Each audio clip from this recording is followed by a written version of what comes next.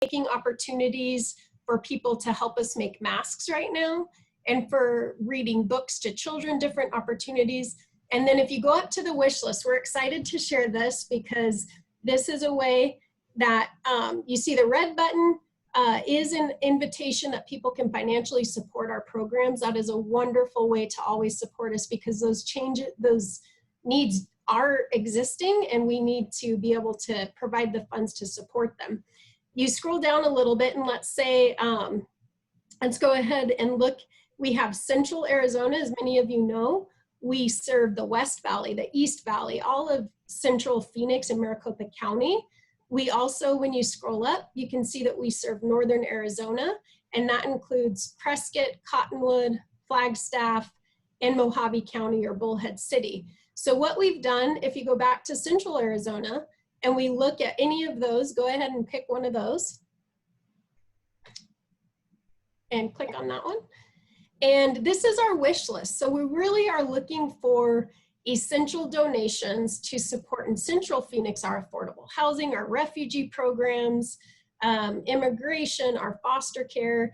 They need these things all throughout the year to serve our clients. And then there's a heightened need during this time of crisis, everything from paper towels and shampoo and diapers and food. So go on there.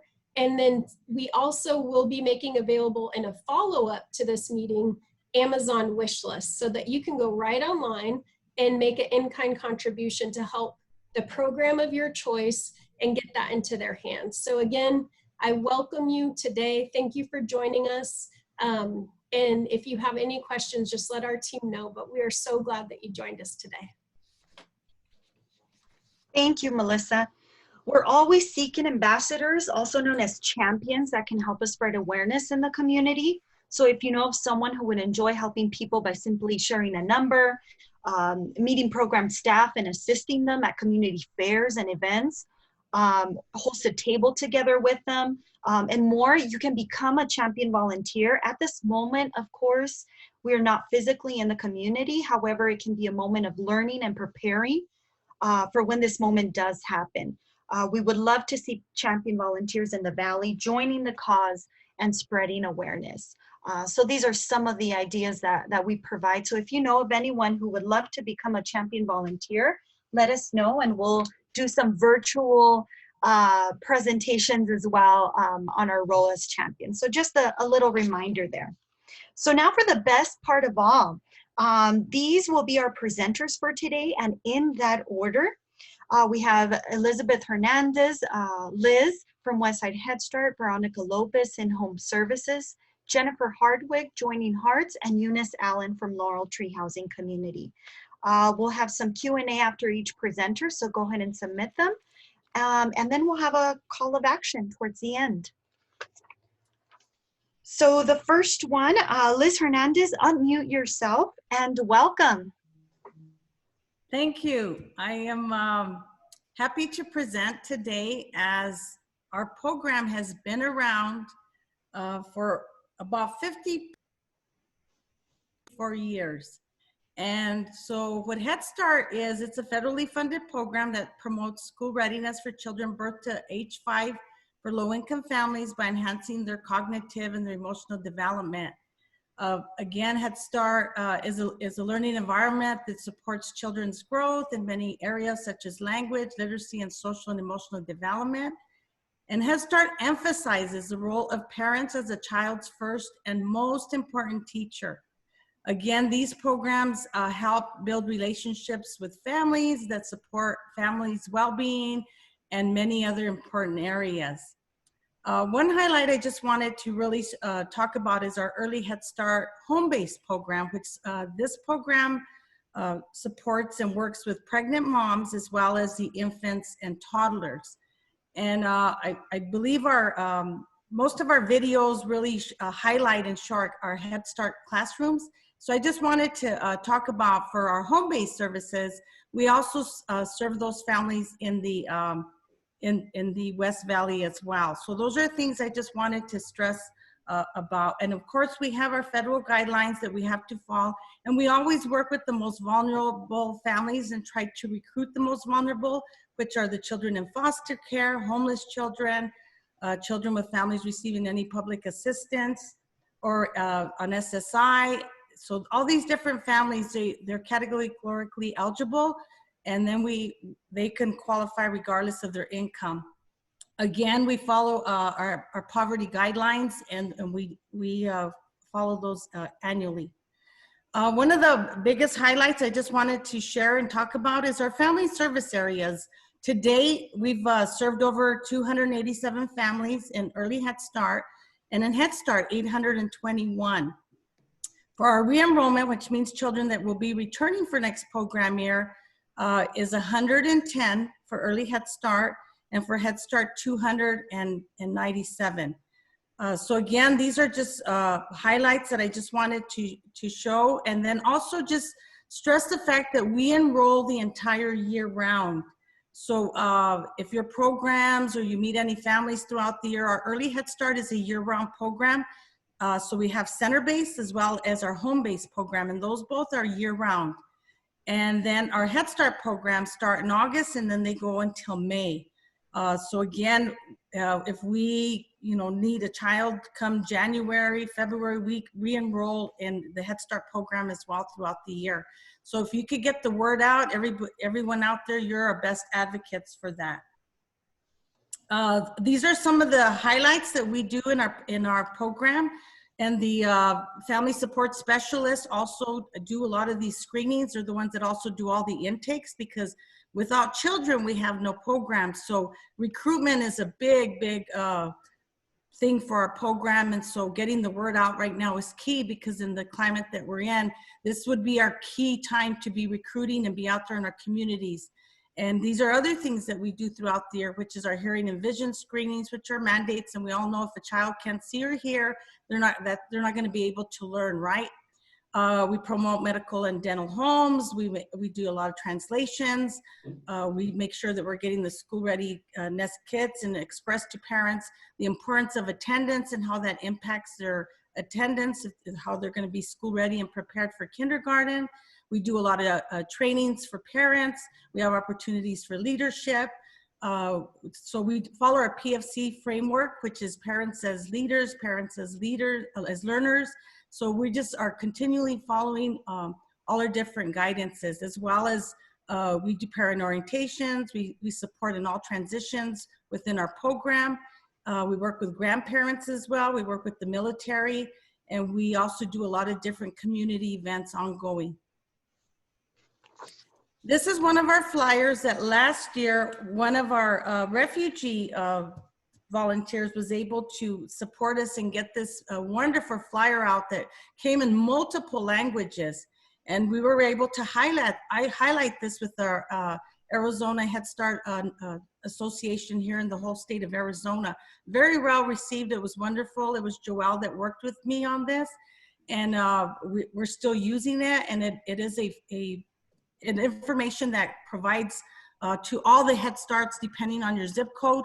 So it's just not about promoting our program here in West Valley, but it's promoting all the Head Start programs throughout the state. This is an opportunity to support each other and to serve the most vulnerable and lead them to the programs that are out there for everyone. So again, a great flyer that we continue to use. Some of the things that we look for all the time is for volunteers to come and support us. We need volunteers in the classroom. We need volunteers to support with recruitment. We take anyone from grandparents to any retired staff members that are nurses, doctors, psychologists. We also would like supports in anyone that may have specialties in doing any visions and screenings.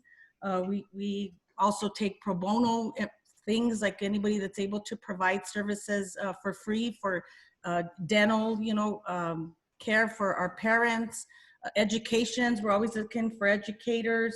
Also to do support us in health fairs. That would be a great thing as well to do. And then also one thing too, some of our needs right now, and Melissa mentioned this a little bit about recyclables. That's one thing our home-based option, they do a curriculum called the Growing Great Kids. And some of the stuff that they're in need of is all recyclable. So your rolls from your toilet paper and your paper towels, your cereal boxes, your egg cartons, that's, pretty much things that we all use would be great. Any containers like your yogurt containers and cottage cheese containers. Then we could also use like diapers, wipes, clothing for young kids, and the diapers and wipes for the young babies, for new moms, because we serve pregnant moms. And I'm the one that goes and does the home visit with her when she's delivered the postpartum. And it's also very nice to take them wipes and diapers for the new baby and some clothing, depending if it's a boy or girl. But again, these are, different things that we promote, and we love, everybody to support us in getting the word out. We're also right now have our online application ready to rock and roll, and it shows the video of what it is. In addition to that, we're always needing staff. So in our video, in our online app, it also links where we're hiring staff if they're seeking employment. So again, we work as one team to support the program to deliver quality services. I thank you for your time and appreciate any comments or any questions that you may have at this time. But our video will go right into what we do as a program as a whole in our Head Start program. And I'm just happy to be part of this team. Take a look inside a Westside Head Start classroom, and you'll quickly see that we are educating our children in an effective and innovative way. It's much more than the content of the curriculum that is important. Critical areas of focus, like relationships and routines, are all intended to create a safe and welcoming environment where a child can grow. When a child is dropped off in the morning, the child and the parent both walk in to greet the teacher. This simple interaction allows parents to communicate how the child's morning is going, or any other circumstances that may impact the day. Parents will even share positive achievements they are seeing at home because of Head Start. Simple tasks like washing hands, gathering utensils, and serving their own food help to develop fine and gross motor skills while establishing healthy eating habits. Predictable routines and structure allow a child to feel safe in the classroom. The space is intentionally designed for quick and smooth transitions from one activity to the next, causing less interruption and confusion for the child. Less interruption means less anxiety, and less anxiety means more capacity for learning. A variety of spaces for learning and play are in a Head Start classroom. Children are encouraged to choose the station where they will start their day. Classrooms also have designated space for a child to regulate and talk about their emotions.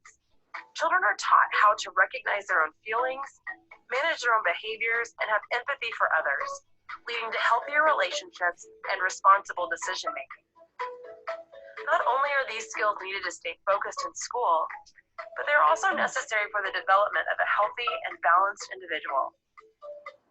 These are just a few examples of what makes a Westside Head Start classroom different. Everything here serves an important purpose: to prepare a child for a lifelong love of learning.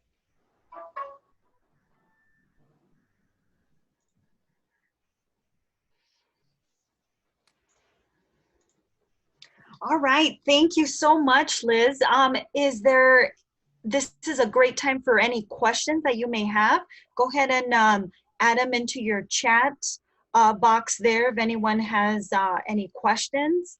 Again, this program services the West Valley, and so Glendale, Avondale, I know we saw some of those cities at the beginning, far west, so just know that a lot of the families and the children that are being served out there are being taken care of, and are working not only with the children, but with the families as a whole together. So, exactly. All right. I don't see any questions. I guess we can move on to the next. If something pops up, we will let you know. All right. So up next, we have Veronica Lopez. Unmute yourself, Veronica. You can place yourself as a video as well. And welcome. Yes, hi. So can everybody hear me? I did unmute Yes. myself. Okay, great. So thank you everybody for coming. I wanted to just talk to you guys a little bit about our in-home services that we provide for out in the community. This is a very much needed program, and it's a fabulous program.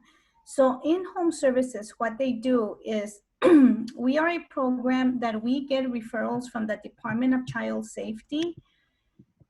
They are the ones that, you know, people call and they make phone calls about maybe they've noticed a neighbor or maybe a teacher made a call on a child that, you know, they're seeing things that is putting the children at risk, whether they see bruises or child's being neglected, any of those things. Somebody makes a call to the Department of Child Safety, and so then they go in and investigate. They try to work with the family and assess and see how they can best help them. And so in-home services is one of those programs. So we get referrals from the Department of Child Safety, and they tell us, this family, this is what's been going on. It could be a variety of things. It could be that they've lost their job, and so that, you know, they've been unemployed for a while. It could be something like there's financial struggles, they're having a lot of stress, and now it's turning into domestic violence. And so before DCS, the Department of Child Safety, makes any determination to remove the children, their first goal is to keep the children in the home and keep the family intact. So that's where we come in. Our in-home team consists of 2 family support specialists and 1 in-home counselor. So we get the referral and we work with the families for up to 4 months to try and provide them the assistance, the resources, the things they need to help them get themselves together and keep the family together. So the program is called Family Preservation in-Home Services. And that's exactly what it does. It tries to preserve the family. So a lot of the things that we see when we go in there is that these families, of course, they're in crisis. They're right in crisis right now. There's stuff going on that they are just trying to overcome.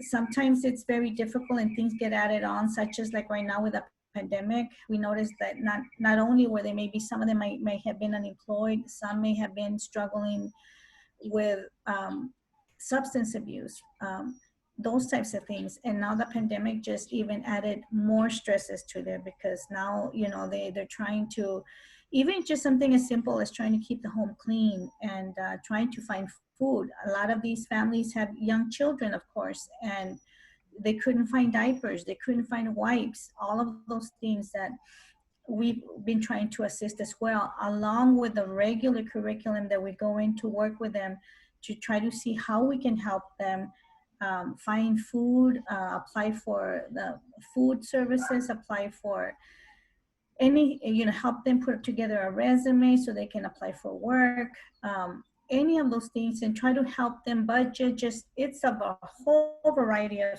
slew of things that they're struggling with.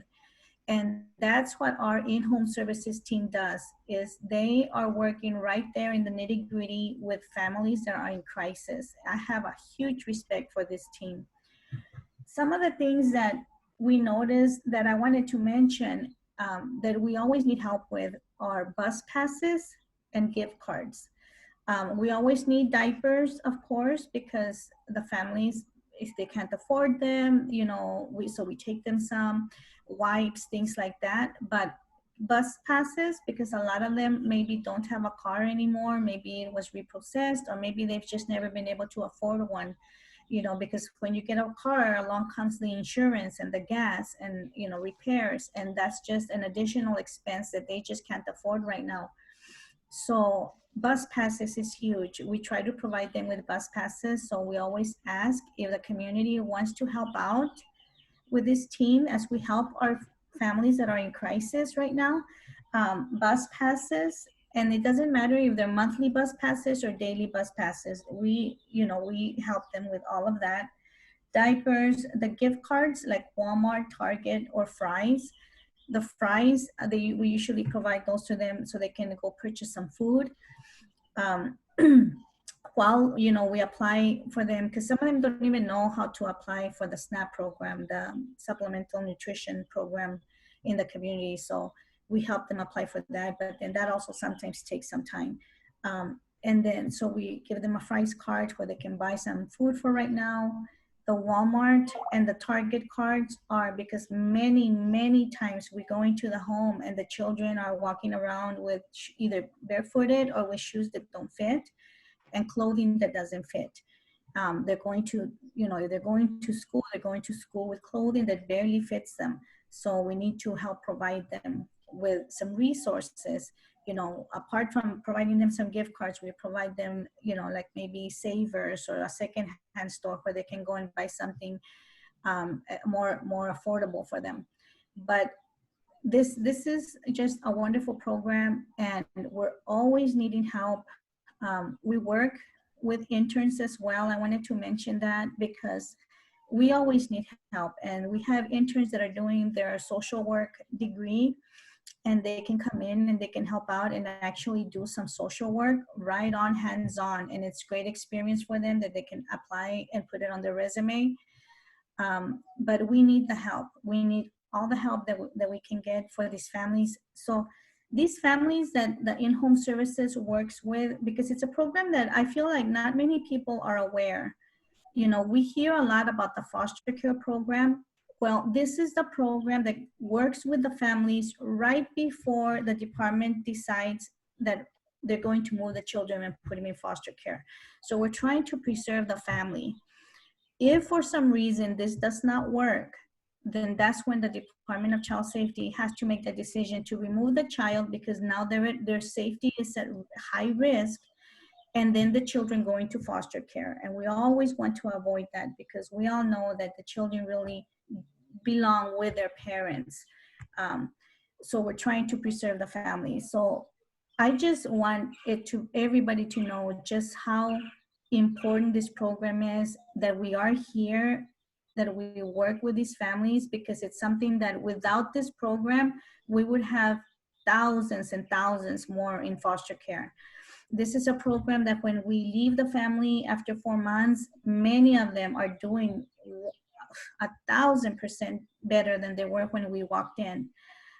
They have confidence, they have a job, they're feeling better about how they're taking care of their kids, how they're parenting. Maybe some of them enter detox and are working on obtaining their sobriety. And all of this is because of this program, the in-home services program here at Catholic Charities. And it's actually all in all of Arizona, yes. So I could go on and on, but that's the gist of it.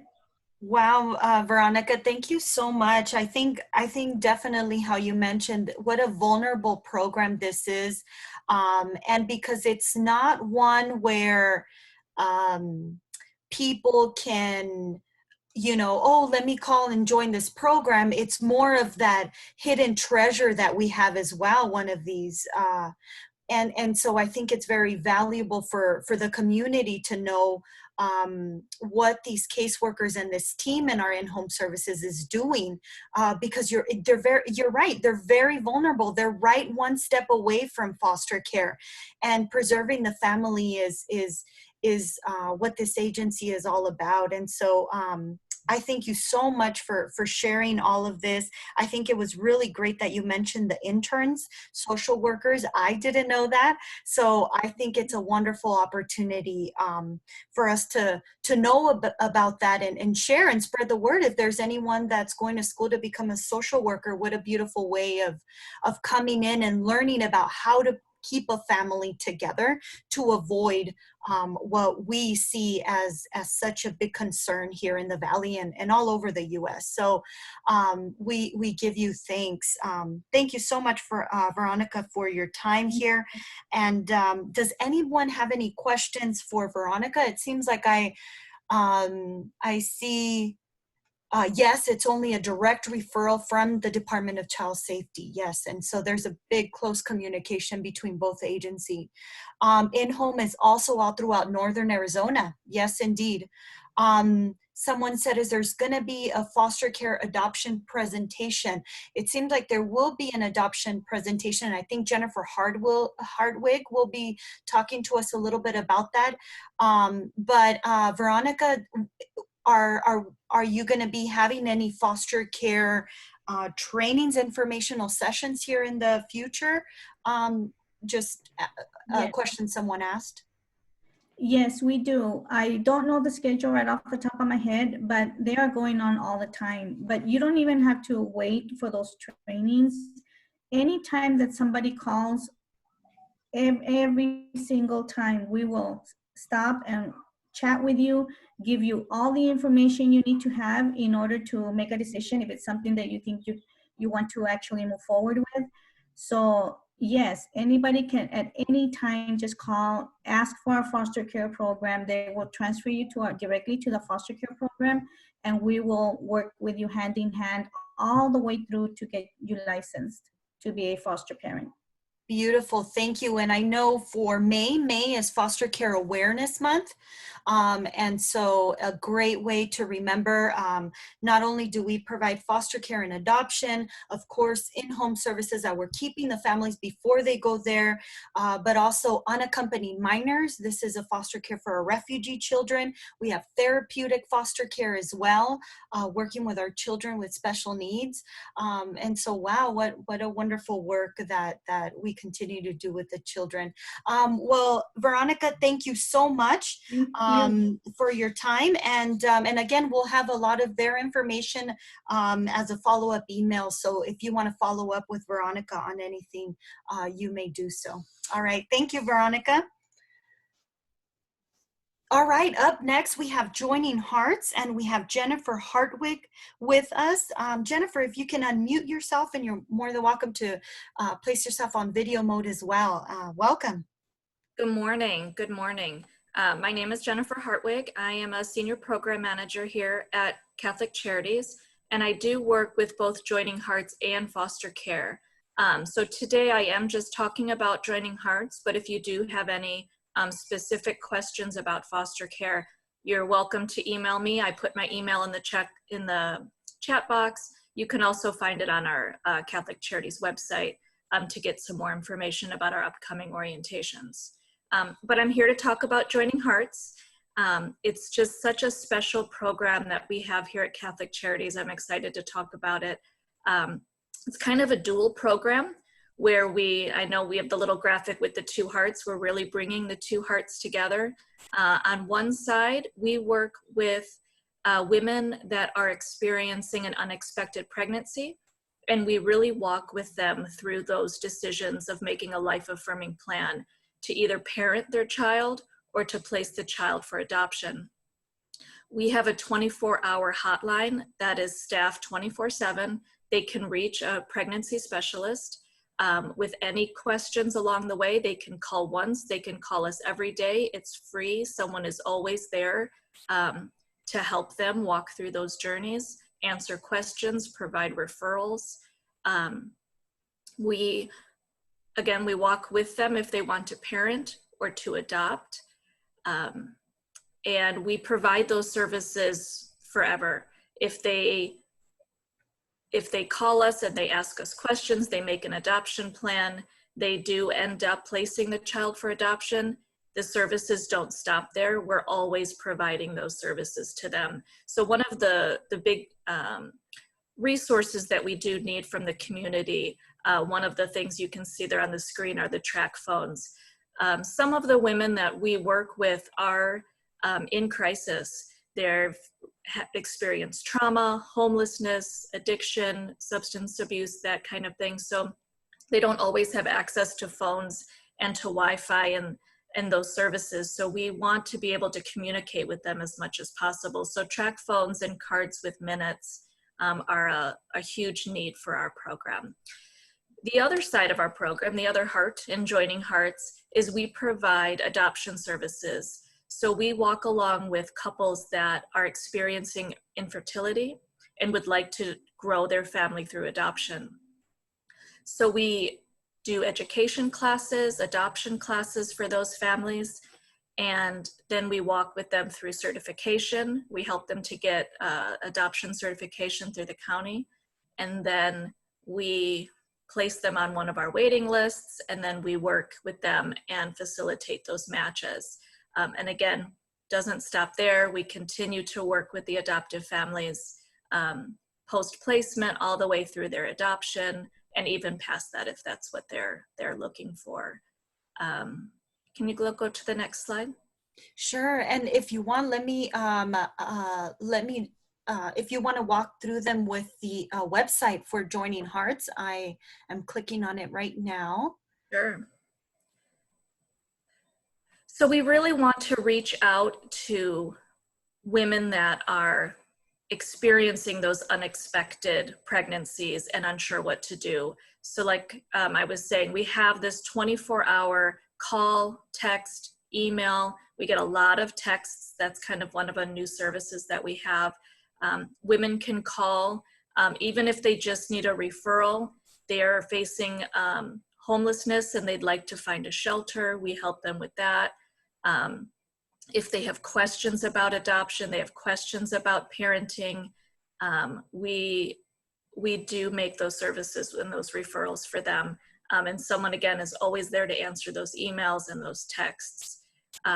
We do try to get our information out to the community. So we have lots of flyers and brochures that we put out. This is one of our brochures that can help women know the things that we can help them with one of our pregnancy counselors. And we do have women from all walks of life. We absolutely serve women that are maybe having some trauma in their life, or facing addiction, or facing just different struggles. And we have women that maybe aren't, but they just know they don't have the financial means to provide the kind of life they want for their child. And they really make those brave decisions to place their child for adoption. This is one of the posters that we'll be providing to you. We like to get this one out as much as we can. We put it into bathrooms, we put it on the back of bathroom stalls, community centers, wherever women could see it, so that they know that it's a safe and private place to call. We do pass out little cards too as we're out and about. This is a video that I'd like to show you. This is one of our birth moms that has made that decision, and this kind of walks you through her decision.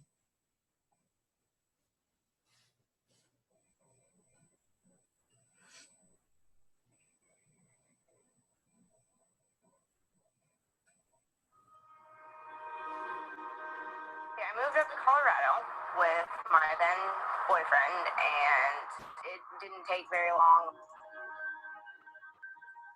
Once I moved back home, I had to tell my parents. I was thinking about adoption from the beginning. I had researched it online in Colorado. My dad and 3 of his siblings were adopted from Korea, so adoption has been, played a huge role in our life. I met Jennifer, and she told me all, the legal things that go about it, and then she told me what their process is for the adoptive families. A lot of people say, adoption is too hard, I can't go through with it emotionally. One of the best things about Catholic Charities is, they give you a counselor, and they don't just go away once you're not pregnant and once you give the baby up. Like, Jennifer is still here for me every day if I want her to be. It's not a private lawyer, it's all mostly open adoptions, unless the birth family doesn't want the openness. We met and we decided we liked each other, because I had picked them, first I read their profile, was like, I want them. They've started their family, they're already married, they've already vacationed and traveled as much as they want. Now the only thing they need is a child. And it was a really fun and exciting process to be the person who gave that to them. We talked up until probably at least twice a week, up until the baby was born. And then when we did the placement, this is what she was wearing to go home with her family. And we we still talk probably once a week. How's your child doing? She's good. She hits all her developmental marks, and she's got blue eyes like my mom, so that makes me happy. Are you glad you went through this process? Very glad. I would not change it or change anything about it. Knowing that you gave your child a good life, even if your child isn't with you, it does still hurt and you do still miss them, but it's still worth it in the end.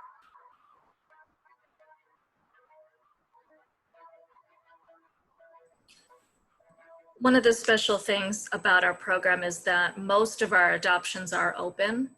And I think that gives such a special relationship for the children and for the moms. I've been with Catholic Charities for a few years now, but this program I've just been with since the beginning of the year, and I've just been privileged to be a part of three matches, 3 placements already, and actually working on the 4th right now. And it's been such a wonderful experience to be there when these couples get to meet their babies for the first time. It's just the most amazing, amazing thing to be a part of. And then to also walk through with these moms this process and that they're making this decision. It's just such a special program, and I'm just real proud to be a part of it. Thank you so much, Jennifer. And I know that, you know, the community can definitely help us in other ways as well. I know we've had some churches. There was one church who purchased a billboard to add our phone number there. Years ago, I remember that there was a truck driver and he saw the phone number, and I think he had a daughter who was pregnant. He gave her that phone number, and she worked out an adoption plan. I think of the 3 placements we've had this year have been fathers that have called on behalf of their daughters. So anywhere that we can really get the word out, of course our target audience are those birth moms facing those decisions. But if anyone can get the word out, because you know we can meet anybody along the way, it's very powerful. Absolutely. And we know that adoption seems to be some type of taboo in a sense. We don't hear about it as much. And so, you know, it's really comforting to know that there's staff experts there at Joining Hearts that can really explain to women and to fathers as well how this process all works out and get their questions asked. I know there's going to be an adoption virtual present orientation coming up soon, right, Jennifer? Yes, it should be on the website. I believe it's May 14th off the top of my head. And we will do a virtual orientation if anyone's interested. The orientation is focused on for the adoptive parents. If you know of any adoptive parents that again have walked through that infertility diagnosis and they'd like to grow their family through adoption, the orientation's kind of focused on that. Of course, we do talk about the birth families and the birth moms. Of course we do, but that is kind of focused through the adoption. Wonderful. All right. This is a great time for any questions for Jennifer. Just go ahead and add them into the chat. If not, again, her information will be sent as a follow-up for any questions you may have. Thank you so much, Jennifer, for joining and for letting us know more about Joining Hearts. Thank you so much. Of course. All right, and now we have Laurel Tree, and we have Eunice Allen. So Eunice, unmute yourself. You can add yourself on the video here, and welcome. Hello, thank you, Dulce. Good morning, everyone. My name is Eunice Allen, and I'm the resident service specialist at Laurel Tree, and it's located on 19th Ave in Northern. So we are one of the properties with Housing for Hope, an affiliate of Catholic Charities. So we're going to talk about what I do and specifically what the property management does as well. So Laurel, the property management company that they're working with, is Biltmore Properties, and they are so amazing. And Samara is a property manager on site.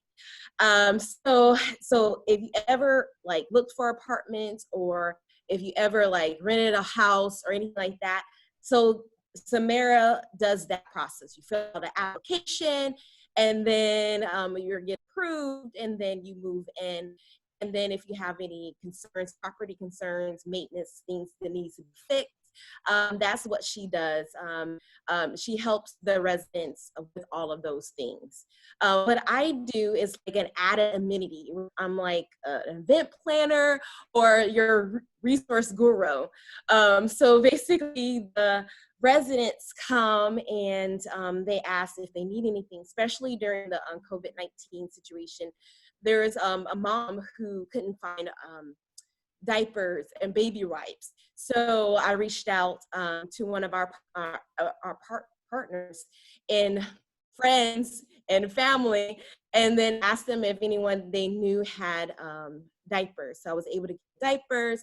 My supervisor gave me baby wipes, and then diapers as well. So, and then also I was able to get some diapers and baby wipes from one of our partners called Life Bridge Resource Center, and they were able to supply that for them as well.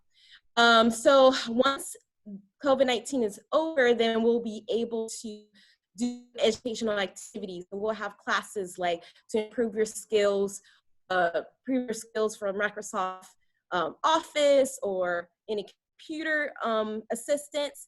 And also we do provide the food pantry, which we distribute food twice a month, 2 times a month, and that still is going on during this time, and will be able to do after.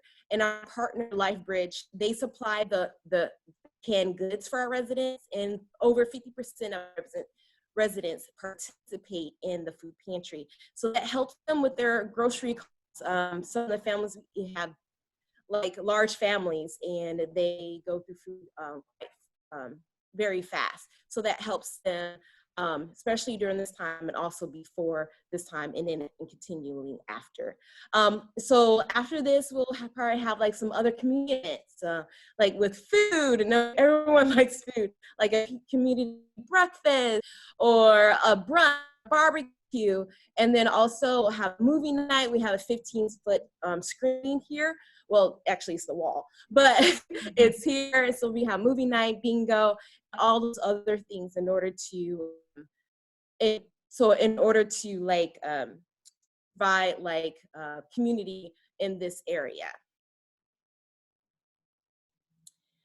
So next slide, Laurel was built, was finished building, construction, and everything probably around January, but we started leasing in November.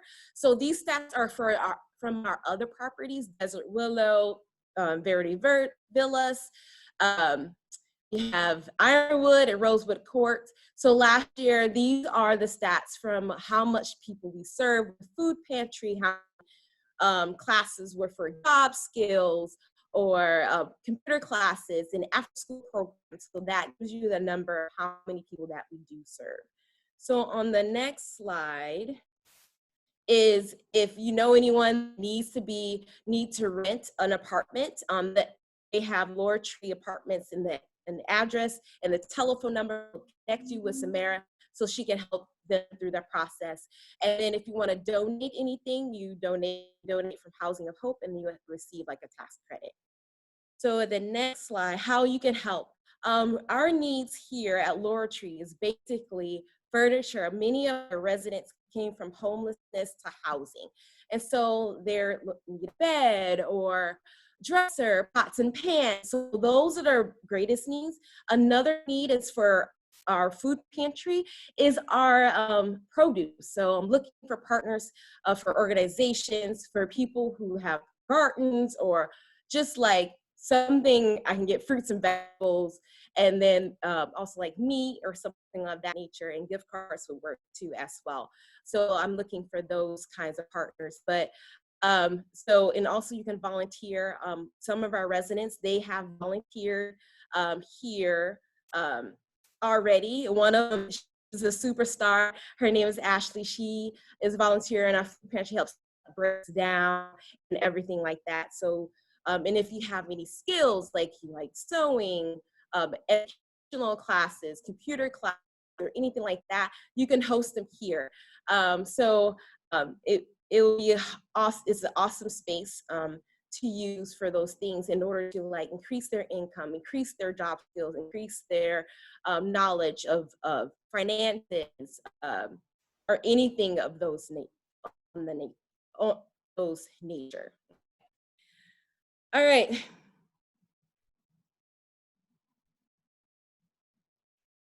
So yes, that is a picture of how Laurel Tree looks like.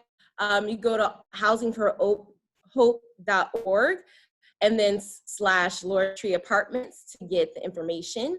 Click on Phoenix as the other two, and then there's a picture. The telephone number goes straight to Samara, so she can help out with people. Yes, it is low income housing. So they'll have to qualify. It depends on them.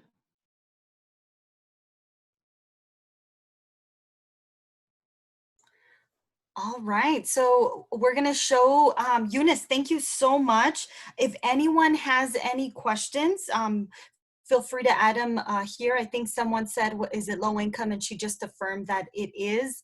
I know we celebrated the grand opening and it was amazing to walk through there. These right here, the bottom where the sign is at, that's a large conference room. And then right next to it where we see these, it's kind of like an arch doors still on the bottom floor. Those are the entrance of families' apartments.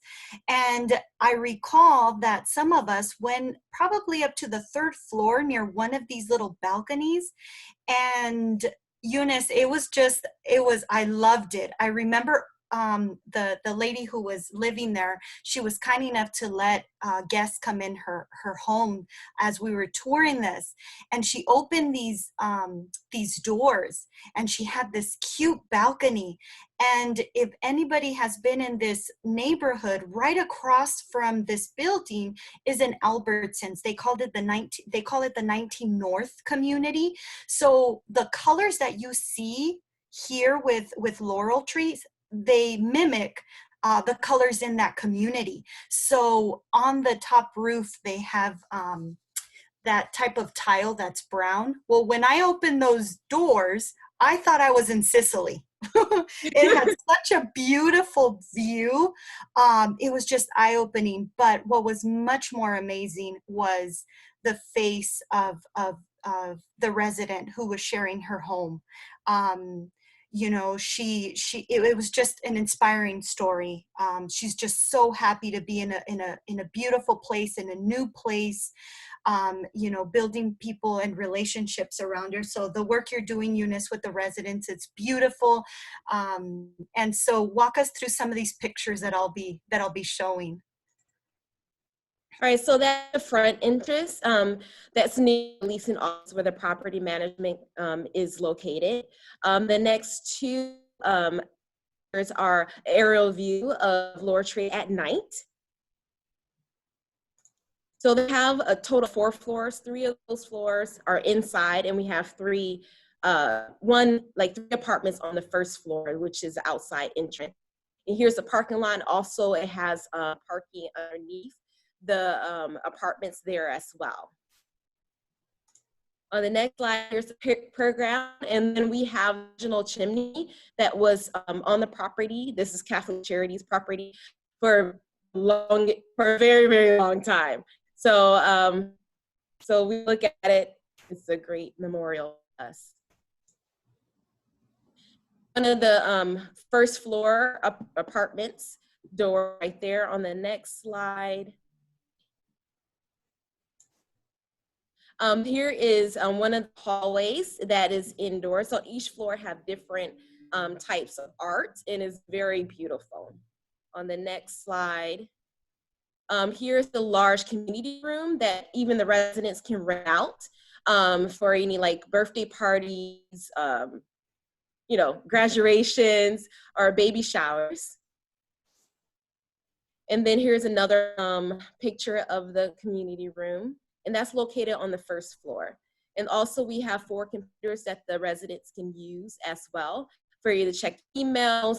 We had one resident that lost their job during the COVID-19.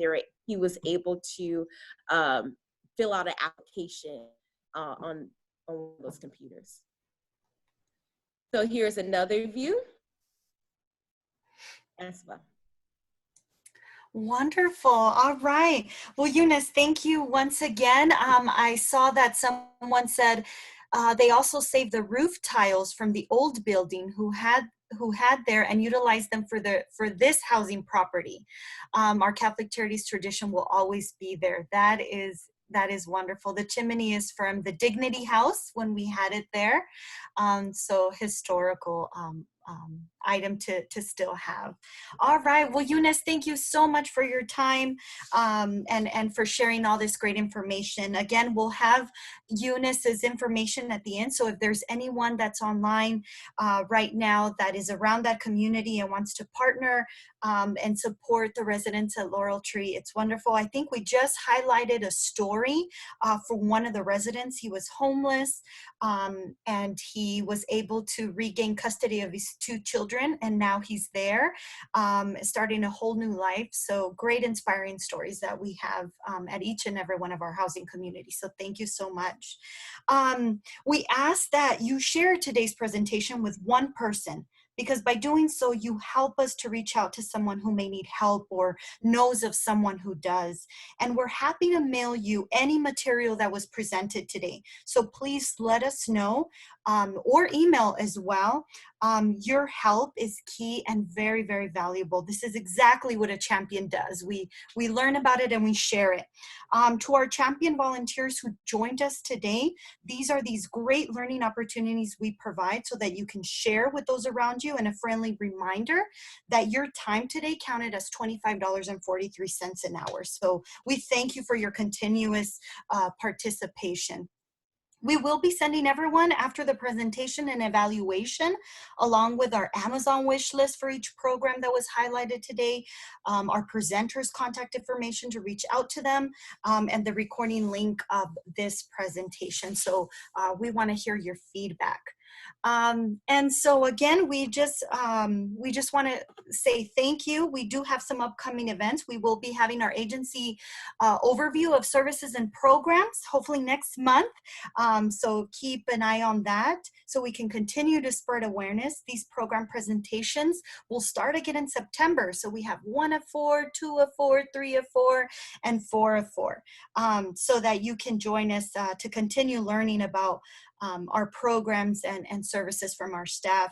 For those interested in becoming a champion volunteer, we will be having a training next month as well. Continue to refer anyone in need to Catholic Charities so that together we can help our community's most vulnerable. And so thank you for joining us. Thank you to our presenters, and have a blessed day. Thank you so much. Thank you. Thank you.